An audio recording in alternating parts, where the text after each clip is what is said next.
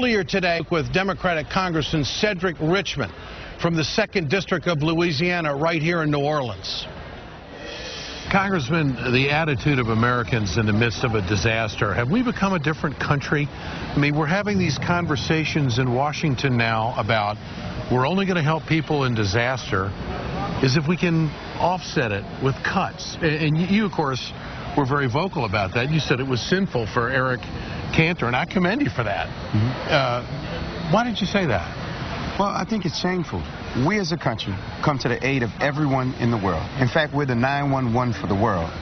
But if American citizens suffer a tornado, or earthquake, or a forest fire, we need to be there for them just like we would for anyone else. And as a beneficiary of the goodwill of this country when Katrina hit and rocked our world down here, I just think it's wrong for me not to stand up and say, you all helped us when we needed it, and we should be there to help other Americans. And if it takes Republicans and Democrats agreeing, you know and I know that that's not going to happen in a quickly manner to help the people when they need it. And we're really seeing the country right now fight with finances. Yes. And have we gotten to the point where we'll do anything to make the budget work?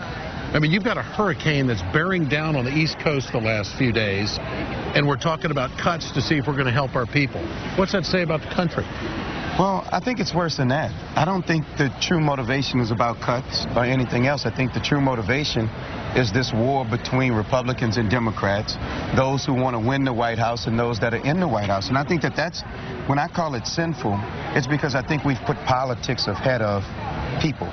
So assuming that the debt and the deficit is the real issue, we still shouldn't put that above disaster aid for Americans when we will spend unlimited amounts of money to help all around the country, whether it's an earthquake in Haiti, whether it's anything. And I just don't think you make American citizens second class to everybody else in the world. Had the federal government and this country, the country's the federal government, the taxpayers, right, had we not done what we did in the aftermath of Katrina, we're 6 years after the fact now, what would have happened to this whole region? It would have been a disaster. And in fact, I think that if the government wasn't here to help, even though the response was too slow for most of us, but if that response didn't come when it came, New Orleans may not even be back like it is right now. I mean, we lost it all.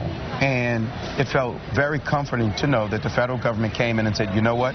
We're going to put up $14 billion to redo these levees.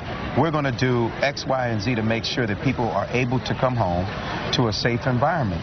And it made all the difference in the world. One, you know that the country you pay taxes to every day has your back, that they're going to be there if you need them. And the disheartening part today was when they issued an advisory that they may have to cut funding to Joplin to pay for Irene damages.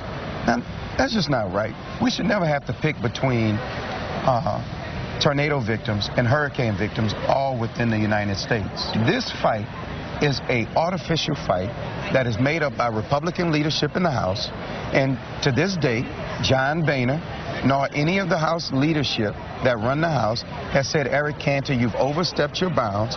This is not what we're going to do. I just think the Republican leadership is missing the pulse of the country on this one. Do you think there's a hesitation amongst maybe some other colleagues in Washington to say it like it is? Are our politicians today too worried what might happen to them if they talk straight the way you just did? Well, I think that there's some hesitation, but some people are still optimistic that people will have an adult moment or that common sense will prevail. And I just don't think that we have the luxury to wait for common sense to prevail. People need help tomorrow. They need help today. So at some point, you just have to call it for what it is. And I think that it's the climax of foolishness for us to require offsets and Democrats and Republicans to agree to help people who are in need that pay taxes every day. I just wish every politician would talk straight just like that. Governor Chris Christie of New Jersey